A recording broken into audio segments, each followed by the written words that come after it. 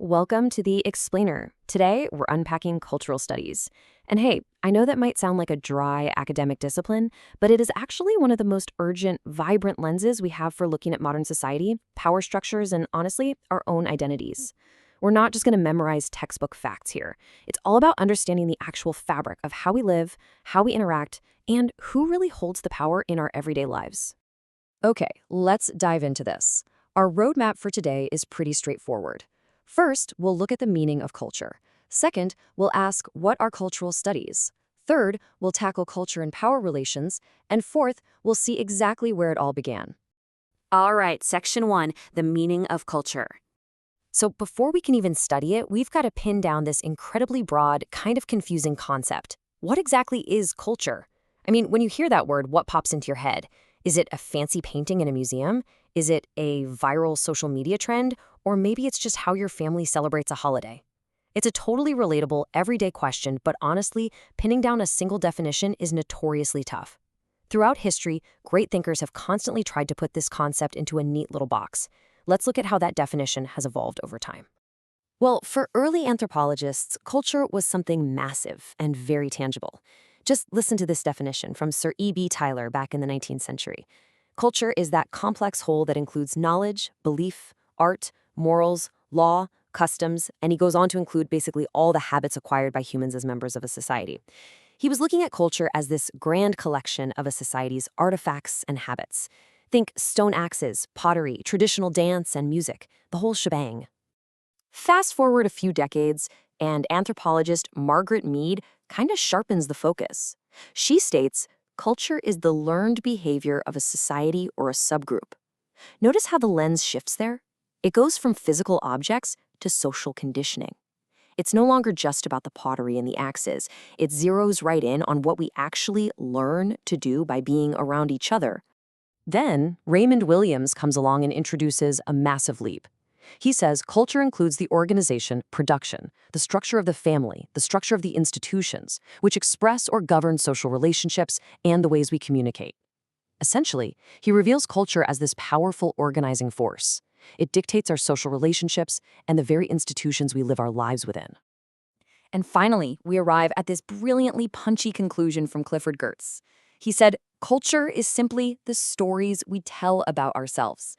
I just absolutely love this evolution. We've gone all the way from looking at ancient stone axes to examining the modern, deeply personal narratives we construct every single day. Culture isn't just stuff anymore, right? It's the actual meaning we assign to our lives. Moving right along to section 2. What are cultural studies? Now, you might be wondering if culture is literally everything from historical artifacts to our personal stories, how do you actually study it? Well, the sheer scope of it is wild. Cultural studies tackles everything: rock culture, cyberculture, youth culture, black culture, gay culture, post-colonial culture, you name it. It is wildly contemporary. It touches everything rather than just treating culture as some dusty historical footnote. It takes culture as its primary theme because, well, it's everywhere. Because its subject matter is just so incredibly vast, cultural studies fundamentally cannot rely on just one set of tools. There isn't one single, clearly defined subject area for it. Instead, it heavily borrows from a massive list of other disciplines. To understand a cultural phenomenon, a scholar might pull in feminist theory, blend it with media and film studies, and then tie the whole thing together with political economy and museum studies. It's a real mix-and-match approach. You can almost think of the field as a giant, abstract, interconnected web. Perspectives from the arts, the humanities, the social sciences, and even science and technology are selectively drawn together to examine how our world is built. And all these nodes connect for a reason. Scholars aren't just mapping out human behavior for the fun of it. They're looking for something very, very specific. Which brings us to section 3, culture and power relations. So what is that specific thing they are searching for? Hidden power dynamics. Historically, there's been this totally artificial divide. On one side, you have high culture, the established literary canon, fine art, basically the things deemed important by society's elite. And on the other side, popular culture and mass art, mostly consumed by the working class. Cultural studies steps right in to break down that elitism.